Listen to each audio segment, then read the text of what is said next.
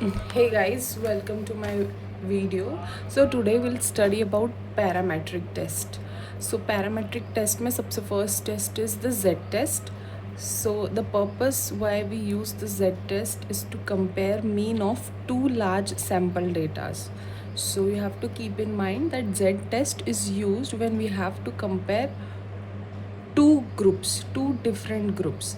Okay, so and the sample size should be more than 30.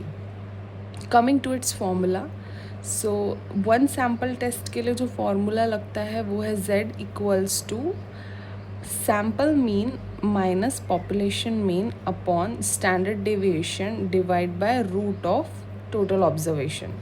और अगर two sample test होते हैं तो उसका formula is z equals to sample one का मीन माइनस सैम्पल टू का mean root over then root of standard deviation का square of first sample upon sample size of the first sample plus square of standard deviation of the second sample divided by the sample size of second sample.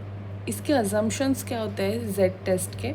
So first, the data is normally distributed, the sample size should be more than 30, the selected samples should be randomly selected, and the standard deviation and the mean of the population should be known.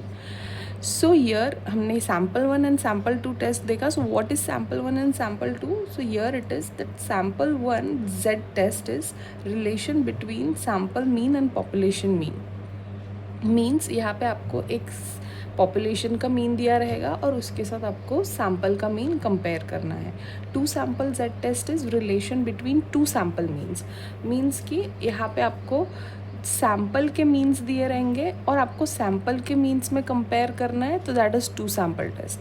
And one sample test is कि आपको population का mean and आपको sample का mean compare करना है, तो that is one sample Z test.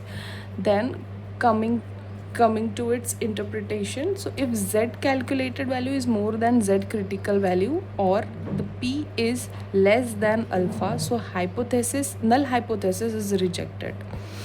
If the p value is more than alpha or z calculated is less than z critical, then the null hypothesis is accepted.